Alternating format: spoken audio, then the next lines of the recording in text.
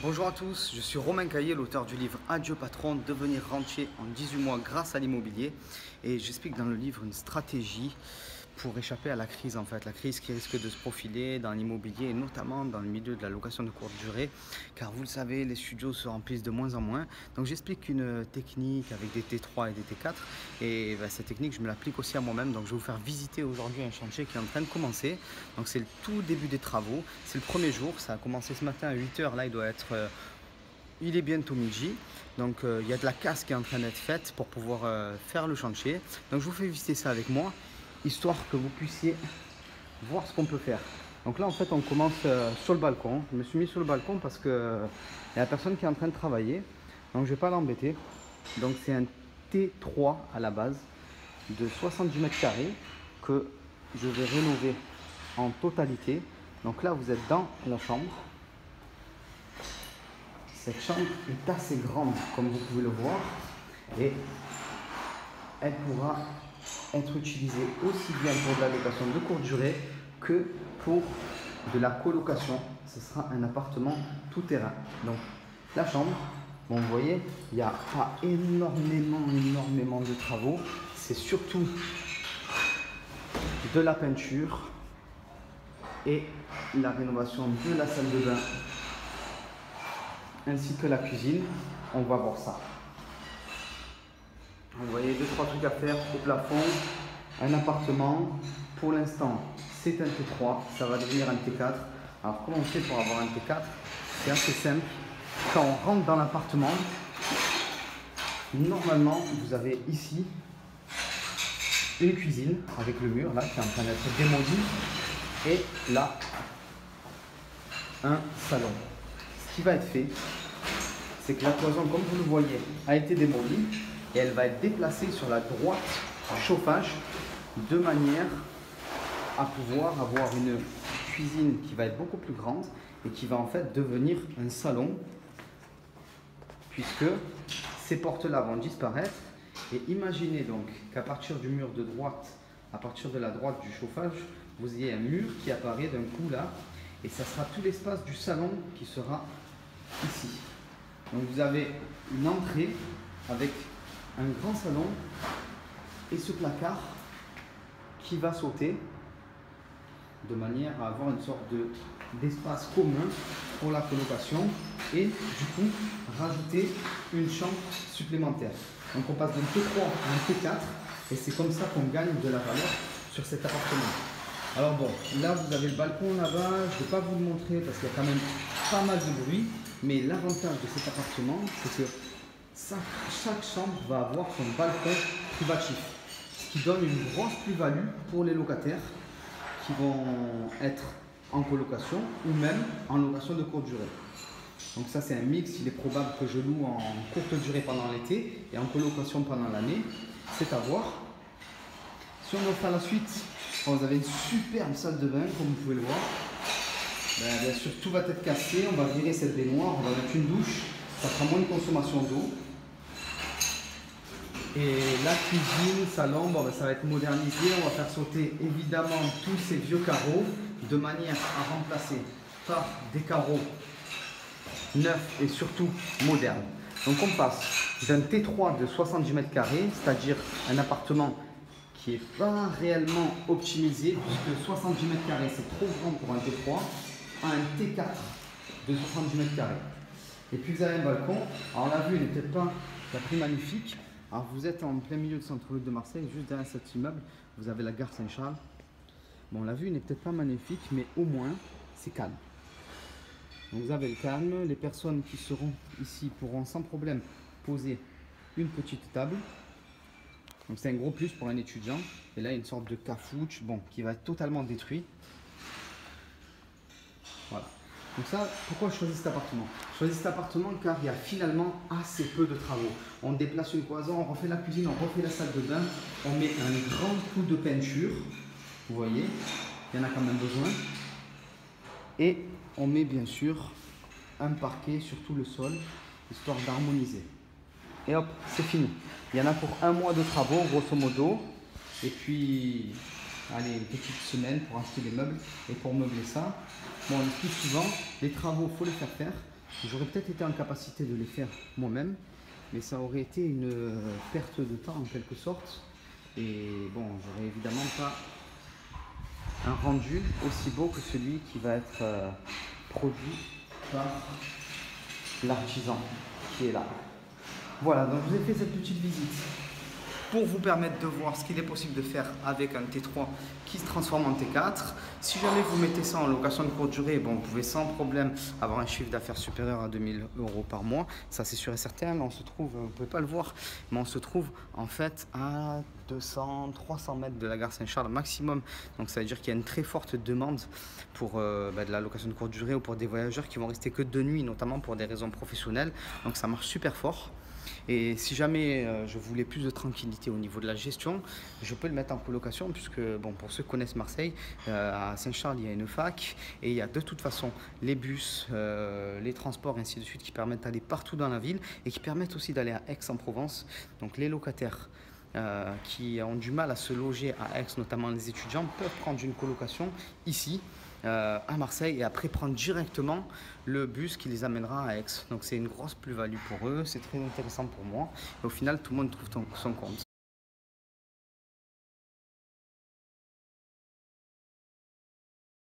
Vous l'avez peut-être vu dans la première vidéo de cette série, je vous fais visiter un de mes derniers investissements. Il s'agit d'un T3 qui va être transformé en T4.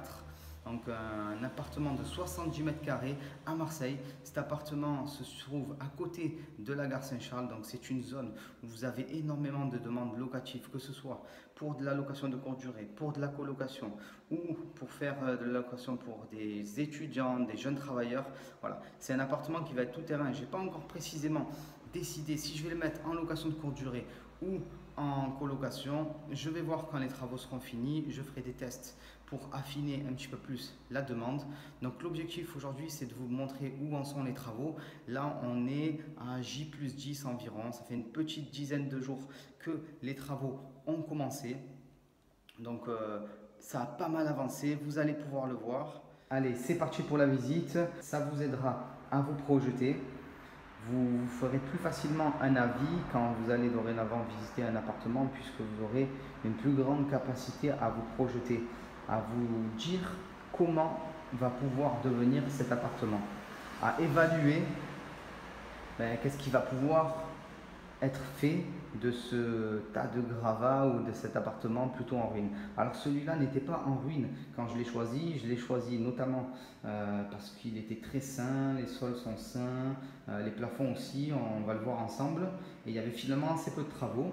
Voilà, mais vous aurez ainsi la capacité de vous projeter. Donc, en ce qui concerne la visite, là on commence par l'entrée. Ici, vous pouvez peut-être le voir au sol, il y avait hop là, un mur avec une porte. Donc vous voyez là, il y a une différence de carrelage. Donc à gauche et à droite, c'est parce que cet endroit-là que vous voyez était une cuisine. Et il y avait ici, donc juste à la gauche du chauffage, un mur qui donnait accès à un très grand salon. Donc j'avais un très grand T3. Un très grand T3, c'est super, mais un T4 de taille moyenne, c'est beaucoup mieux. Donc qu'est-ce qui a été fait? J'ai décidé de déplacer la cloison de manière à créer une chambre supplémentaire ici. On va aller visiter ça juste après. Et ici, d'agrandir la cuisine, qui devient maintenant une cuisine salle à manger, puisque comme vous le voyez, je prends du recul. Elle donne sur l'entrée et on aura un espace commun si l'appartement devait être une colocation. Donc cet espace commun qui commence ici, hop là, avec la porte d'entrée et ce qui était auparavant un placard. Donc vous le voyez, il y a encore des traces, tout a été explosé de manière à donner de l'espace. Je n'ai pas encore décidé précisément où est-ce que seront les meubles. En général, je m'en occupe un petit peu plus tard. Ce n'est pas forcément ce qu'il faut faire d'ailleurs. J'ai juste fait les plans. Il est plutôt conseillé de faire les plans et de décider à l'avance où seront les meubles. Mais je ne travaille pas forcément tout le temps comme ça. Des fois, c'est un peu plus relâché. Et ça a été le cas pour ce chantier. Donc, vous avez un salon, cuisine. ici, donc, il y avait une vieille cuisine, hein, vous pouvez le voir dans la première vidéo. Tout a été détruit. Il était évident qu'on n'allait pas laisser une cuisine en si mauvais état.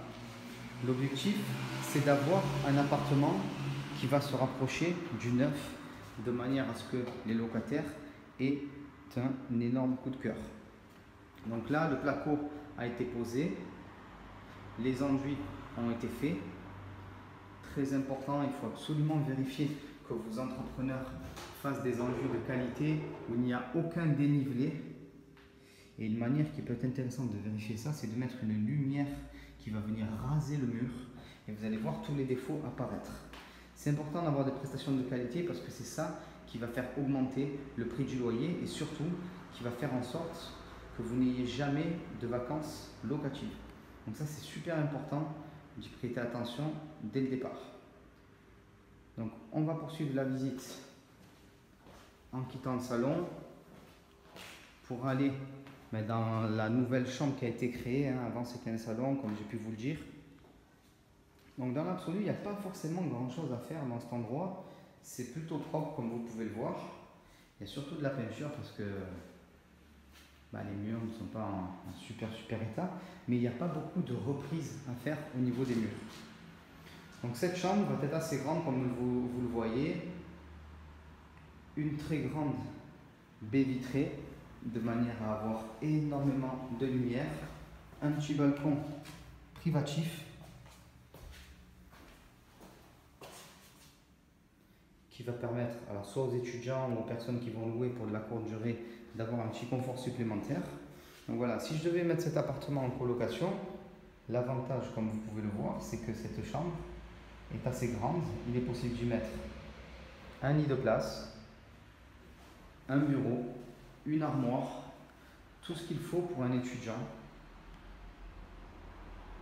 Donc moi, c'est ce que j'appelle des appartements de tout terrain. Vous pouvez faire plus ou moins ce que vous voulez avec parce que l'emplacement est bien choisi et parce que les appartements ont un nombre de chambres suffisant pour faire autant de la colocation que de la location de courte durée. Donc nous avons une deuxième chambre. Elle est plus ou moins identique à celle que vous venez de visiter. Pareil, assez peu de travaux. On va pouvoir partir sur le même format. Bureau, lit, une commode, une armoire, une télé. Parfait pour un étudiant. Et si vous avez regardé la première vidéo, vous avez déjà vu qu'il y a aussi un balcon. Alors ce balcon-là est beaucoup plus grand. Et ici, il y avait un cafouche, comme on dit, une sorte de placard qui était vraiment pas super. Il faut dire ce qui est. Tout a été détruit et ça donne un espace supplémentaire. Alors bon, tout est encore très sale là. Vous avez peut-être du mal à vous projeter. Et c'est justement ça qu'il faut essayer de chercher à améliorer. Sa capacité à se projeter dans un environnement qui n'est pas encore adapté à de la location, qui est encore sale et qui n'a pas été, où les espaces n'ont pas été restructurés par exemple, comme dans l'ancien appartement sur la première vidéo. Donc cette capacité à se projeter, il faut la travailler et une des meilleures manières de la travailler, c'est de regarder ce type de vidéo et aussi d'aller faire vos propres visites pour pouvoir vous rendre compte du potentiel et puis après mettre en pratique. Donc on a une troisième chambre qui est identique, vous le voyez, aux autres. Pareil, bureau, lit, télé, tout pourra être installé. Si on doit parler des travaux en eux-mêmes, voilà, il y avait assez peu d'enduits, de choses à faire. Par exemple ici, vous l'avez vu sur la première vidéo, il y avait une partie du mur qui est cloquée, mais pas plus que ça. Si vous regardez attentivement, vous voyez que les plafonds sont sains. Ça veut dire que les voisins ne vous inondent pas régulièrement, que l'immeuble ne pose pas de soucis, il n'y a pas de lézard. Il en est de même pour le sol. Vous voyez qu'il est parfaitement droit. Alors oui, il n'est pas joli, mais c'est pas ce qui compte parce que ça va être refait. Mais il est droit, l'appartement est sain. Et c'est ça que vous devez acheter avant tout, un appartement sain. Même si vous avez des murs qui s'écaillent, une peinture des années 70 ou une salle de bain immonde, ce n'est pas très grave, ça vous allez pouvoir le refaire. Par contre, si votre sol est en très mauvais état, notamment parce que le plancher a été abîmé, là vous risquez d'avoir de gros soucis et je ne vous conseille pas forcément d'investir dans ce type de bien. Donc pour poursuivre la visite, on voit que j'ai demandé à ce que des prises supplémentaires soient installées de manière, notamment ici sur ce mur, de manière à ce que chaque mur possède au moins une prise. L'idéal est d'en mettre au moins un à chaque coin, en mettre une à chaque coin pour qu'il n'y ait aucun souci. Vous savez qu'on utilise de plus en plus d'appareils qui demandent à être rechargés et du coup dans les vieux appartements il manque souvent des prises. Donc pensez d'ores et déjà à mettre le nombre de prises nécessaires. Les toilettes, ici il y avait des carreaux qui allaient jusqu'à cet endroit là, j'ai demandé à ce que tout soit enlevé et je vais à nouveau mettre des carreaux. Pourquoi? Parce que c'est beaucoup mieux au niveau de l'hygiène, notamment si jamais je devais faire de la location de courte durée. C'est assez simple de nettoyer des carreaux et ça ne cloque pas. Donc on a enlevé les carreaux, on va en mettre de nouveaux. Les enduits ont été faits, c'est très bien, ça suffit. Ça permettra de poser les carreaux et que tout soit plat. C'est très important, il faut vraiment vérifier vos chantiers régulièrement. Moi je passe en général une fois par semaine dans les chantiers, le lundi très souvent, pour pouvoir vérifier ce qui a été fait déjà et pour pouvoir donner des indications de travail et corriger ce qui ne va pas. Certaines choses, si elles sont mal faites et vous vous en apercevez le dernier jour, vous ne pourrez pas les corriger. Donc il faut passer régulièrement. On arrive à la salle de bain. Ça c'est un exemple. Tout a été cassé. Je peux constater en venant aujourd'hui l'état de la plomberie. Ça je ne pourrai jamais le constater dans 2 mois quand tout va être refait. Donc je vois un petit peu ce qu'il en est. Vous aviez ici une baignoire avec des carreaux qui allaient assez haut. J'ai demandé à l'entrepreneur que les carreaux soient posés dans toute la pièce et sur toute la hauteur du mur. Pour quelle raison? Parce que ça évitera sur le long terme que les murs se mettent à cloquer. Très souvent dans les salles de bain, au bout de quelques temps, notamment car la VMC ne fonctionne pas correctement ou parce qu'elle n'est pas enclenchée par les locataires, très souvent ça se met à cloquer. Donc là j'ai demandé à ce que les carreaux soient posés jusqu'en haut et aussi que la VMC se déclenche instantanément dès l'instant que vous allumez la lumière. Ça c'est une demande que vous devez faire absolument, parce que si vos locataires ont la possibilité de débrancher la VMC, il est assez probable qu'ils la débranchent parce que ça génère un petit peu de bruit, c'est un petit peu inconfortable et très souvent pour le confort de leurs petites oreilles, ils vont débrancher la VMC. Alors c'est sûr c'est plus agréable de prendre son bain et d'avoir un petit peu moins de bruit, mais au niveau de votre investissement, ça vous pose problème parce qu'au bout de quelques années, vous allez avoir des murs qui cloquent. Comme vous avez pu le voir dans la première vidéo, les murs étaient en train de cloquer déjà, sûrement parce qu'il y avait un souci avec cette VMC. On poursuit sur la salle de bain, donc ça va évidemment être démoli.